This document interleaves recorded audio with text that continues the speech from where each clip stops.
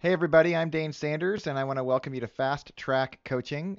Doing a little experiment with our audio today, and hopefully this will be okay and you guys can hear me all right. Um, Quick update in case you have not been on the show recently. This is a brief conversation with some special guests that you guys get to listen in on, participate with on Twitter and in the chat if you watch it live. But the point of this call is to help you with your creativity and your business and move it forward. And I try to have folks from within our industry and outside of our industry weigh in. We've had some amazing past guests, and you can check out all their shows on the replays and the archives. They're for free. Everyone from Scott Stratton to Seth Godin to Guy Kawasaki, like tons of folks outside the industry who've given great insight for photographers, and then some amazing photographers like Jeremy Coward, Zach Arias, um, you know, literally hundreds of photographers have weighed in that I am super inspired by, and today is no exception. And if you want to participate, jump into the dialogue. We'll be in the chat with you while it's being played, and spread the news. If this is valuable for you, let people know. And special thanks, by the way, to Adorama for underwriting this thing, making it free for you guys when it's live, as well as all the archives. But today, my guest is Gabriel Ryan, and Gabriel and I have been friends for a while now, which is nice because it's nice to have longevity. And we actually met outside of the context of photography, but grew into photography. And you're well known around the planet already. You don't really need an introduction. But for those of you who don't know Gabriel yet, Gabriel, why don't you get us up to speed a little bit about who you are and what you've been up to in the photo industry these last few years? Sure. Thanks, Sam. Well, thank you for having me on here. It's great to be back. It's been at least a year or two since I've been on here, so this is exciting because this July will mark our fifth year in business, and I feel like Right on. it's a big mark for Carly and I. We're really excited about that. With just the numbers and percentages out there of businesses that making it, so we feel very fortunate to have been around Hmm. since then, and a lot of it has been because of things like fast track coaching and the B School and a lot of different communal elements. So Hmm. yeah, Carly's my wife. We've been wedding photographers over the last 5 years.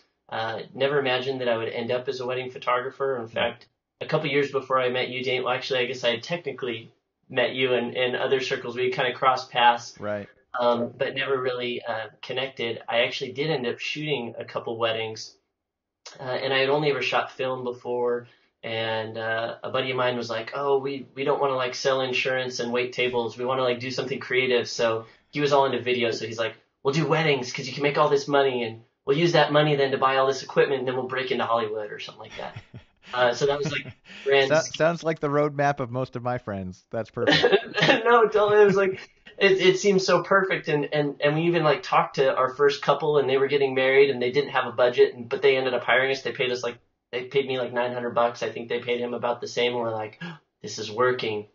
Yeah. But they wanted me to shoot digital, and this was 2004, 2005, something like that. Yeah, maybe even a little earlier than that. And I had never shot digital before, so I borrowed a friend's camera. It was one of those like digital cameras that looked like an SLR but wasn't an SLR. And I didn't test anything. I didn't talk to anybody, and I showed up on the wedding day. And when I pressed the shutter down, 4 seconds later, it would take the photo.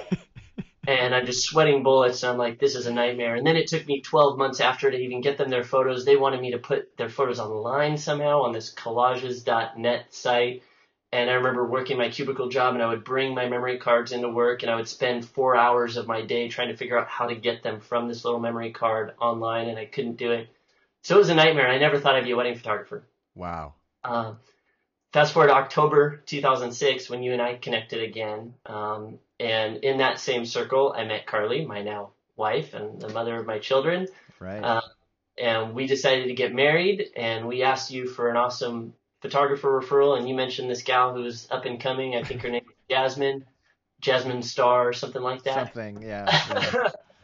And we met with her and fell in love. And between the two of you, really realized that there was a community of people that would help us along the way, Mm. that would let us know, hey, not only, yeah, that was a mistake to not test out your equipment before, but here's what you might want to do.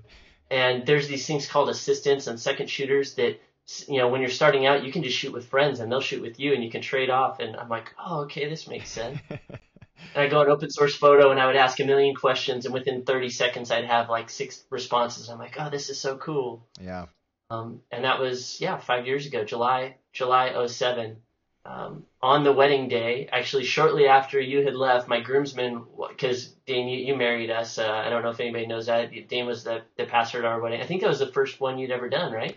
It was probably the Or second, it second, was like but second or but it was the third. first in a real long time, and it was so fun. I mean, my gosh, when I think back on just the symbolic nature of what it was, and the fact that the connections with you and Carly, and having a chance to be with you guys in that context, and to play that role, and to have Jasmine be the one to photograph it, and JD, it was great. What a fun day that was. Yeah, it was that day really did start. It started a lot. I feel like I really started growing up that day. Like Hmm. it took me 25 years, whatever, and then that was a good day.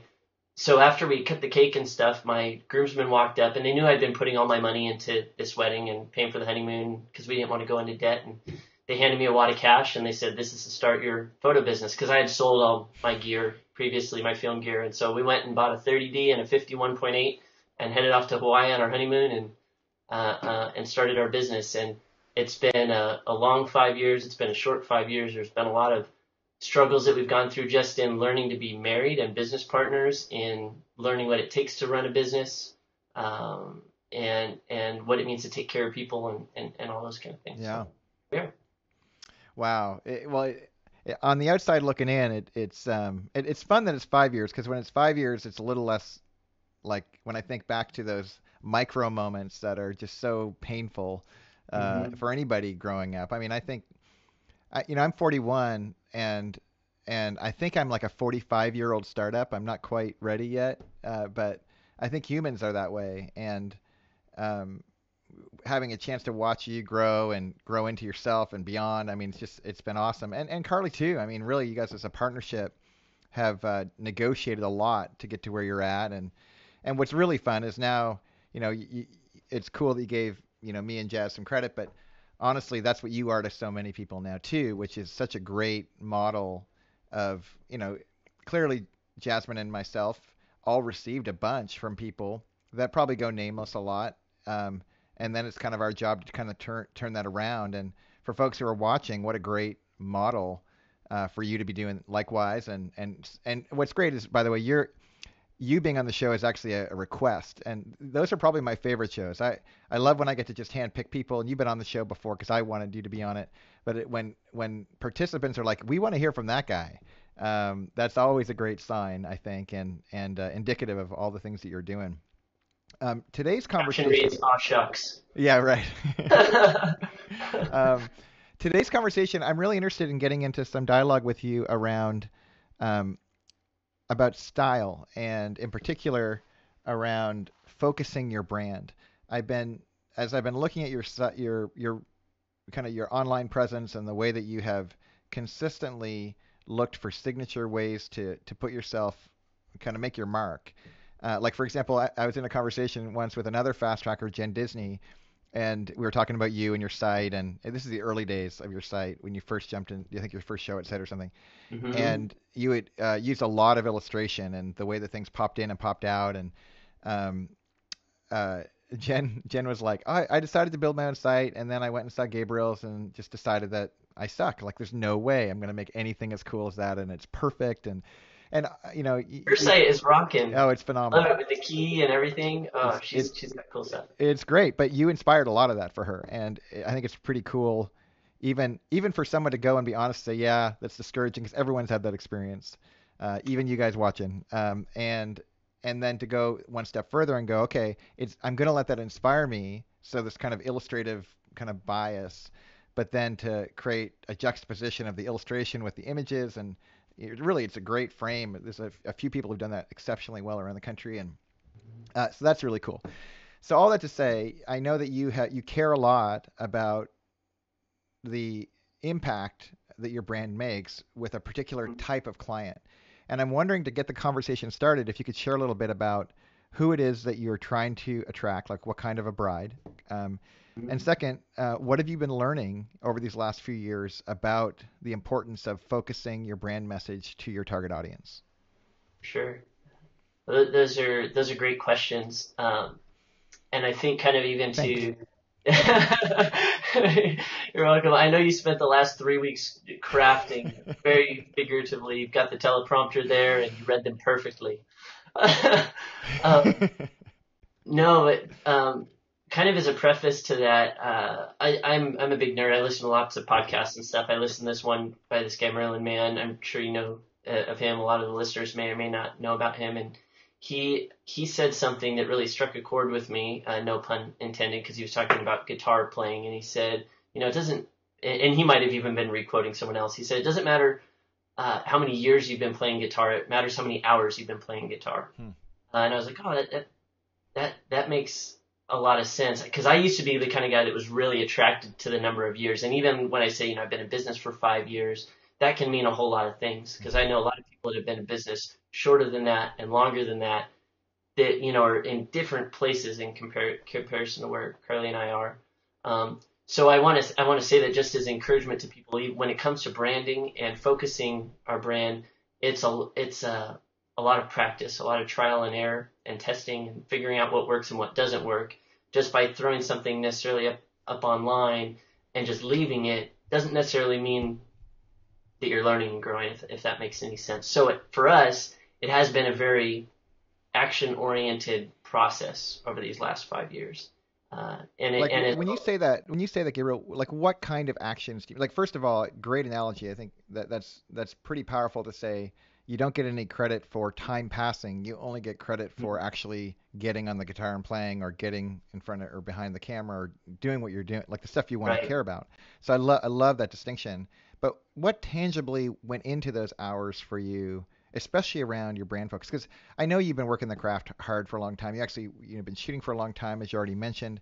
And I'm not really interested in that side of it, because I am from the perspective of output. I really appreciate your work, but what really strikes me is how your work matches your brand. Like hmm there's this real kind of almost like a calibrated intention that fits there. And so what goes into those hours? Like what are you doing? For sure. Well, it kind of really revolves around three specific tasks, kind of macro. I don't know if this macro is the right word. The kind of more general tasks that go into more specifics. And for us, that the first step is creating some type of vision for what we're trying to achieve, and then creating a plan to get that vision, and then really actually acting on that vision in specific steps and testing things. Hmm. So for our brand, what that looked like was actually asking a bunch of questions about what type of client we wanted to attract, where that client physically is, where is she spending her time, what does she value, all these kinds of things, getting that on paper, and then figuring out a plan. So that's the vision part of it, and actually getting it written down. Hmm. Then the plan part of it was, okay, that's great. Now how do I get in front of her? Um, Hmm. there's a gal that came to our first workshop we did this last year. She's out in Vegas, and she was having a really hard time. She's done a lot of family portraits, but she really wanted to break into the wedding market. And she was just kept hitting her head against the wall. Um, and I said, okay, well, in Henderson, Nevada, like, where are the brides in relation to you? Like, where are they literally at? Um, and because we were looking at my story, Carly's and my story, when we first started, where were the brides at? Well, they were our friends because they were getting married at that time. Hmm. And so we had some real close proximity to that, which was a huge blessing that we leveraged at the very start. She didn't have that because she's a few years older. She's got kids of her own, and so her friends all have kids. So naturally, she's shooting families. So he said, okay, where are the brides? Well, for her, they were at the bridal fairs. And at first, she felt very, she's like, oh, I don't necessarily want to do a bridal fair because there's this perception in the industry and whatnot of what a bridal fair is or is not. But I really encouraged her. I said, if that's where they're at least you can start there and test it. And if it doesn't work, it doesn't work, and you try something else. Hmm. She did her first bridal fair. She booked 4 weddings. One of them was in Hawaii. Hmm. And now she's tasked with giving those clients the best possible experience she can. So maybe it even did start out as a very consumer type relationship where it's like, I'm trading you dollars for photography. She has the task now of, if that is the case, then really making a remarkable experience that they are going to go out and remark about to get her more business. Hmm. So that's kind of what we've done similar in our business, just figuring out, okay, where do we want to be and what kind of client do we want to be in front of, and then how do we do that? And then we would try things and we would fail, and then we would try things and then they would work. Yeah, this conversation, and by the way, for those of you who are new to these conversations, this is none of this is canned. Like we know kind of ballpark thematically what we want to talk about, but this is all live, and Gabriel is actually my friend, and this is the kind of thing we'd be talking about if we were just grabbing coffee, and that's the intention. Is we want to let you guys in on these dialogues. But I'm so struck, Gabriel, by what you're describing because you've been around the fast track world for a while, and we just had our annual leadership conference here in Newport. People came in; it was really fun. I'm so bummed that I missed that. Yeah, well, it's all right, but it's fun. Like you would have really enjoyed the conversation because literally where we landed was we looked at and this is going to sound like a sales pitch. It's not. I'm just trying to give people some context. Just a sec.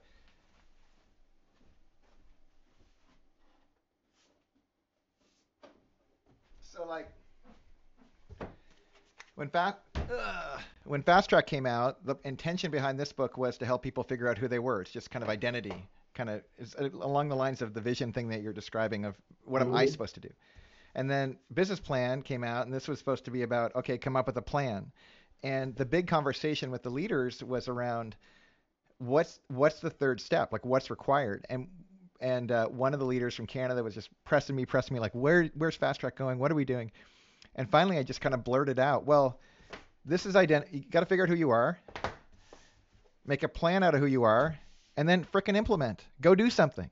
Mhm. And actually, as you're describing that, I'm like, I think that was the right answer because here's another example of there really is a three-step plan. And it's so tempting, I think, to skip the first two parts and try to go straight into implementation. Or maybe it's the reverse. Maybe it's like get so wrapped up in having this theoretical vision of what you're supposed to do, but never actually go do anything.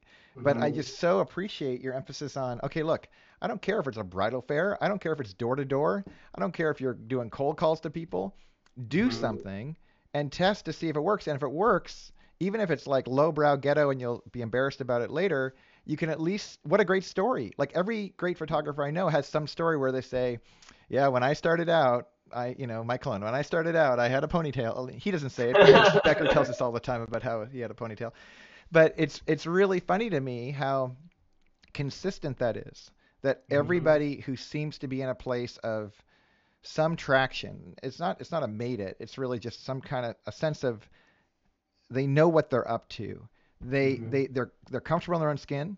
They have a plan on what they're going to execute. And even if the plan switches because of circumstances, they go and they concretely go after something. And that's really compelling to me. And I especially liked your advice around testing it. So talk a little bit about what you mean when you say test it. Like, is it strictly the metric of you're getting jobs, or is there other things that you measure besides that? Oh God, there's all kinds of things, and I went through a year-long coaching program with the eMyth, which one of our first conversations over coffee, Mark, Brooke, and I were sitting next to each other and looking at you and saying, "Hey, Dane, we want to be wedding photographers. What do we do?" And you said, "Take 100,000 photos this year," which equates to that, playing a lot of hours on the Right, guitar, right. and go out and read this book. And it was eMyth Revisited. So I actually went through a coaching program with them over the course of a year, group coaching. We called in once a month, oh, sorry, twice a month. Hmm. It was a handful of business owners from a gal who owned a pole dancing for moms for like athletic deal up in Washington to an adoption agency in Ohio to a marketing recruiting firm in England. It was really pole dancing. Yeah, it was like pole dancing for sport. It was like for a Aerobic pole workout. dancing. got Yeah. it. So she owned a studio. I'm like, oh, okay, all right, whatever. But we would get on the phone a couple times a month, and we'd go through all these exercises. And through that program, I really learned a lot about quantification and Hmm, testing and what that looks like, hmm, and how to quantify two things: how to quantify tangible things, obviously numbers. How many dollars are you making per gig that you book? hmm, Obviously, you're taking an income, then you have expenses. What's left? To quantifying intangible things like um, I want to create a remarkable, like an awesome client experience. What does that look like? And we actually break that down even into metrics. hmm, So we had to kind of start again at the vision when we're quantifying things. We had to pull things out of our vision that we could quantify and that were even important to quantify. Because if you want to quantify everything, you're going to spend all your time counting numbers and you're not going to be doing anything. Right. So picking out the key things that are important. So for our business, we just have a handful of things that we track. We track gross revenues.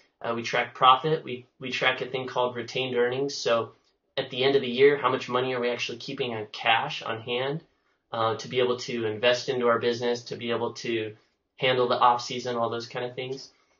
And then we also track a couple things like we track the effectiveness of our work environment.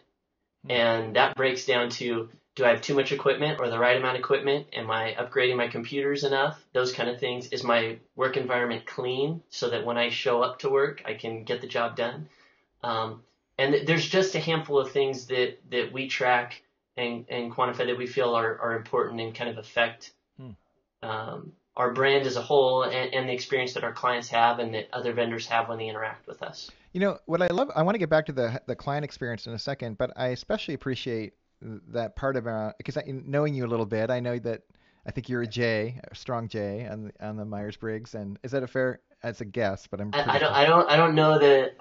I'm pretty sure. Did we do that in the experiment? I think we did. We might have talked about it at one point, but I don't remember taking the Myers-Briggs test. well, So I think we just talked about it because there's the first one is, are you introvert, extrovert? Then are you sensor, perceiver? Then are you a feeler or thinker? And all those things affect like where you get your energy and how you make good decisions and all that sort of thing. But the last one is whether you're a P or a J, and a J likes it when everything has a spot, and a yeah, P that's feels limited when everything has a spot. And my totally. experience of Carly is that she's a little bit more P, and She's that totally. you're a little more J, or Yeah. maybe crazy off the chart J. And I'm way off the chart, Jay. Like if I have a kitchen that is like so well stocked with all the goods and everything's in its place, I feel so free to create whatever kind of meal I want. hmm It's when things are kind of in disarray and I don't really know what's there that I'm like, I'm making mac and cheese. I can totally relate. And but it's interesting to me that you're thoughtful enough to go, okay, given my personality, it really does have an impact on my creativity with my clients or my work or just enjoyment in our in that, like if we're going to be entrepreneurs, we might as well enjoy the process because hmm it's there's a lot of risk involved, and I don't know, it seems like it's worth be considering the things that you can control because you can control so much more as an entrepreneur. And hmm it's really striking to me that you would take time to do that. And it's funny, I'm looking at my business office right now, and I'm going like, yeah, that's why I feel good right now because I did a video about creating order yesterday, and to do that, I actually had to create order for the video, Right? and and it absolutely impacts what kind of my affect, and I think that's really smart to anticipate. How does that translate though to the client and what they experience? Like, how do they get the benefit of you having a good workspace? Sure. Well, I know that when I have a good workspace, I get back to inquiries faster. I know that I get back to client requests faster. Hmm. Um, Even when my email is organized and when my task management system is clean and I've done my reviews and I've gone through and kind of cleared those things out, then it gives me the clarity and the free space to take action and have relationship because that's and I tell my clients that my favorite part about this gig as a wedding photographer is getting to know people, having coffee with them, doing these kinds of things, having conversations. But there's a lot of things that have to happen in order for that space to be open. Hmm. And so I would notice, I would have these conversations with my coach, and I would say, man, I have no idea why, but there are 6 inquiries in my inbox, and this is like I got 6 this week, and I should be calling them back. I should, but I'm not. And why the heck am I not? Like I know that every day that I wait, every hour that I wait, they're likely to just like brush me off and go hire somebody else. So why am I not going after that? You know, some people would kill to have 6 inquiries in their inbox. Why am I not going after that? And I really had to figure out why. And for me, part of that was just having a system where everything has its place and everything's in its place. Yeah. Yeah, I mean, another way to describe that is context, right? Like setting the hmm context for you to have a great experience, for your client to have a great experience. And I love the correlation that you're making between what you're doing and how that impacts other people. And I also appreciate that, you know, the content in contrast with context is it's striking to me how disproportionate of attention there is in our industry on the content that we create. So like, the photos that we make, for example, and how we make those photos and how we manipulate those photos. And I appreciate the need for good content, but I'm also just struck by how little attention is given to the context around that content. Does that resonate with you too, or no? Yeah. So if I'm hearing you right here, you're saying a lot of talk goes into the content. Are you putting out enough blog posts? Are you putting Right. out the right type of photos? Or, are you working on your craft? That kind of thing. But then kind of the setting for where that's being placed. Yeah. No, I do think that maybe that does get pushed aside because it's not as obvious. It's Right. not on the front page of my website that I use OmniFocus to track the next action for every single one of my clients. I know, like, you could ask me and I could go through my list and say, oh yeah, you know what? I know that I need to follow up with Lindsay and Aaron next week to see if they love their wedding album because I just got the notification that they received it today. Those kind of things. And the content of that is the relationship. I genuinely want to care for my clients and I want them to feel cared for. Number one, because they're people. Number two, because I know they're people that talk to other people. But the context for that, again, is that kind of underlying system that allows that to happen. Because if I didn't have it on a list somewhere, at least Yeah. for me, my personality, I might sometimes do it when I remember to, and most of the time I probably wouldn't. Yeah. And I think caring is a very active, action-oriented thing, and where some people might look at that and they say, oh, that feels very, again, confined or restrictive, or it feels like it takes all the emotion out of it. I see it as the opposite. Is no, like I'm putting all the thought and stuff into it ahead of time, Mm-hmm. so that this person can feel cared for. Hmm. Hmm. Yeah, I mean, it reminds me a little of people who create, like in the online world, people who have these really cool feature sets on a website or whatever, but they don't concern themselves with like the user experience and Mm-hmm.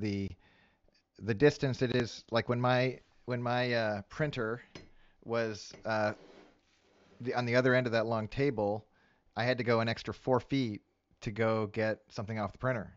Which, Mm-hmm. but what if I could just do this? Like, Right. would that make any difference? Or, um, getting from my scanner to my shredder, would that make any difference? Or, just such like little tangible micro, like inches. Mm-hmm. And when I hear all those sports metaphors of like football's a game of inches, and any great athletes can get a lot of great athletes can get to one point, but only if you can go those couple extra inches or do it a couple milliseconds faster. And that's the difference between a pro athlete and a champion. And it seems like there's all that metaphor is the same in our industry. There's a lot of really remarkable photographers, but it seems like the ones that stand out tend to do something a little extra. So it could be, it's not the same for everybody, but it does seem like there's some little place where they're going, I'm gonna go a couple more inches further than everyone else is going to. Um, Mm-hmm. when you look around the industry right now, who is impressing you? Like, who are those folks that are going a few inches further in certain categories where you go, it's maybe not be may not be your category, but when you look at what they're doing, you go, yep, they're on the right path. Right. Well, I think our friends Mark and Candace of Mark Brook Photography, um, those guys got it down, man. They are such a rocking team. Candace is like uber business smart, um, very savvy about uh, what the client needs and how to take care of that. And then Mark, I'm surprised the guy doesn't like write video games and make video. Like he's just very technically smart and gets it.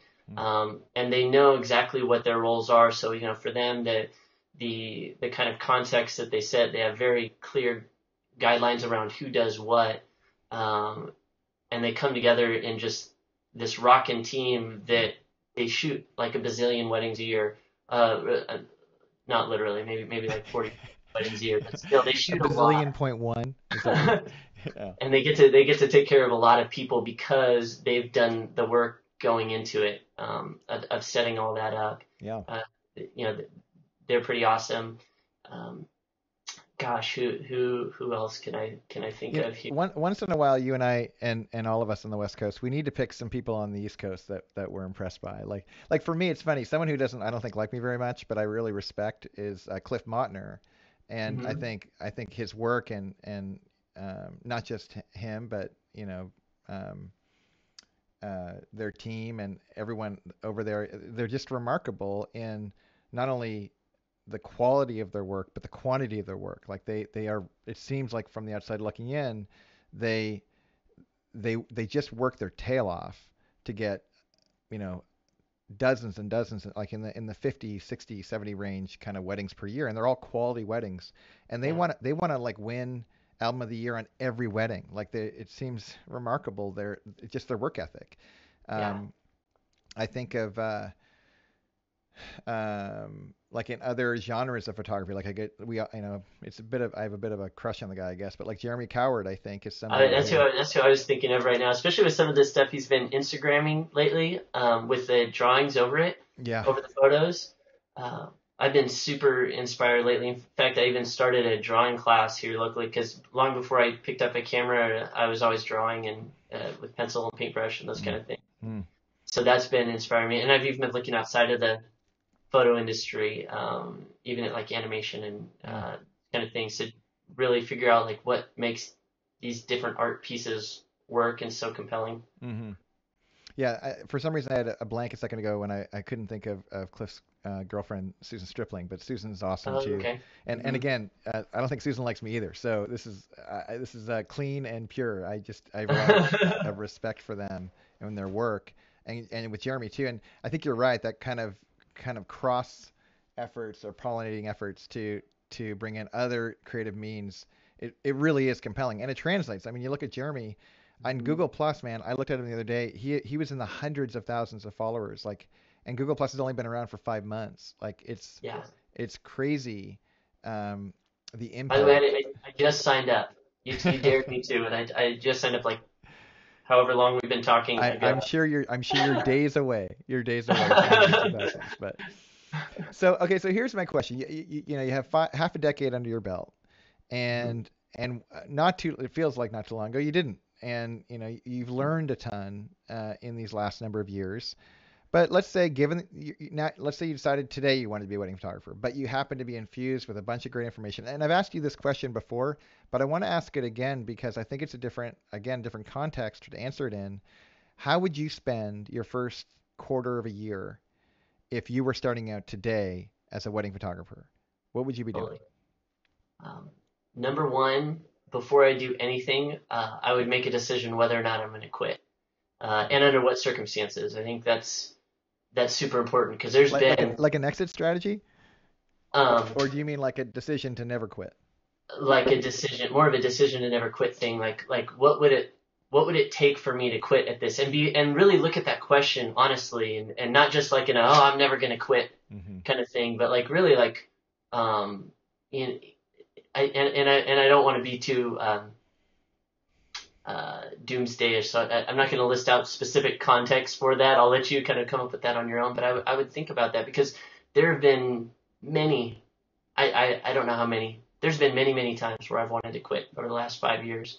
And it's been conversations with good friends and colleagues, and really just uh, faith and my faith in God and seeing what He has gotten me through up until now, that has gotten me through that point.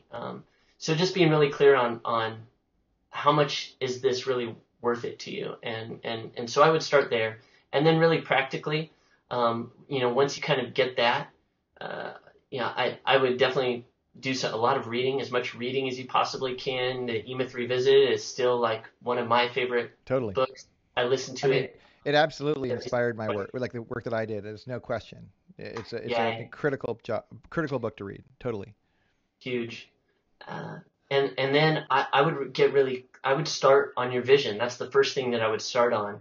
Um, Actually getting something down on paper, and the way that I recommend people doing that is just start asking questions. There's the obvious ones like how much do I want to make? What type of client do I want to serve?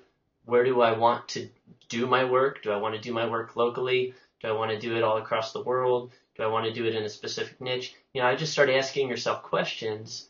And every time you find a new question, write it down. And a real easy way to do that is to, either have some 3x5 cards in your pocket or Post-it notes or whatever.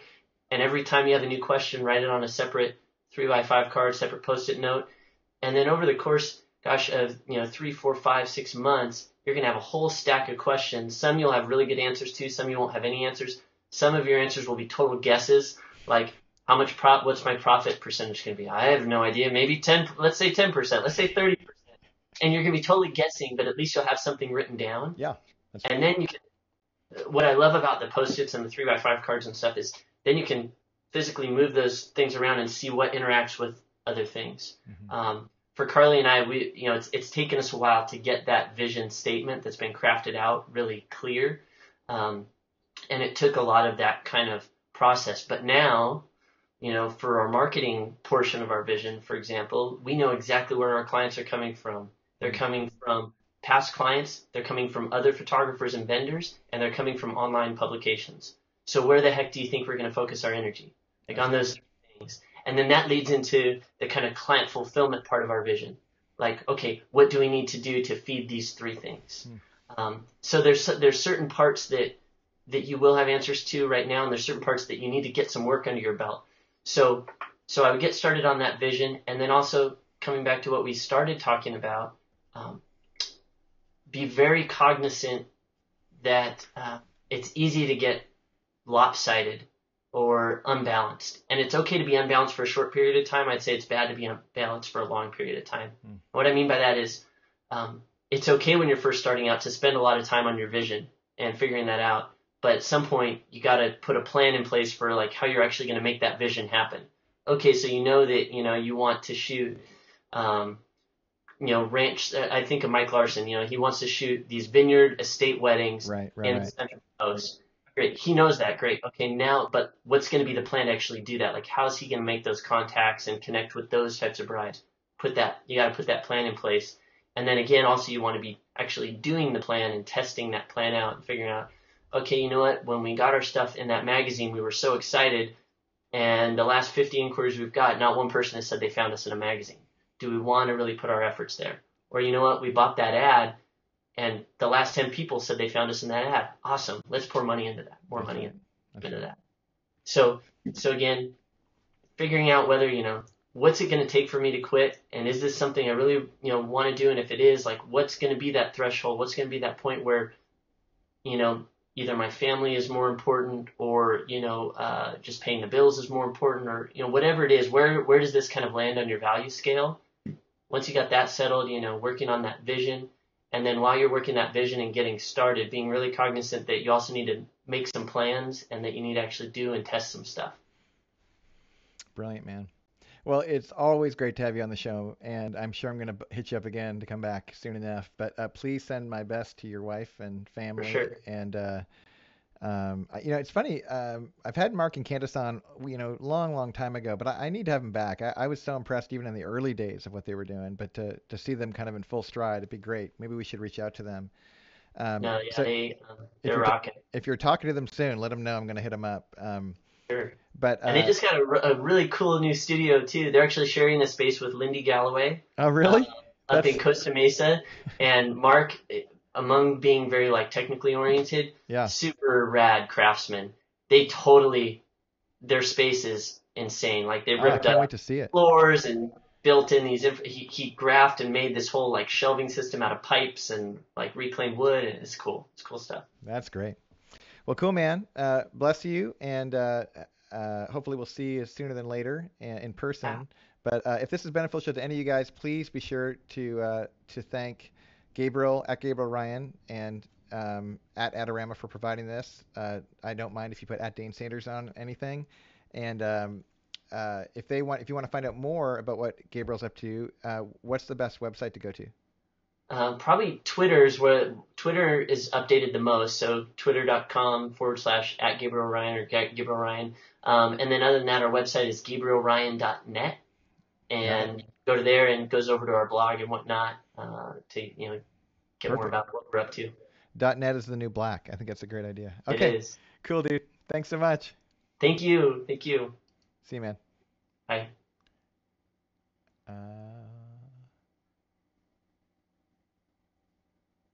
I don't know how to stop the recording. All All right, dude. See you later. right, see ya.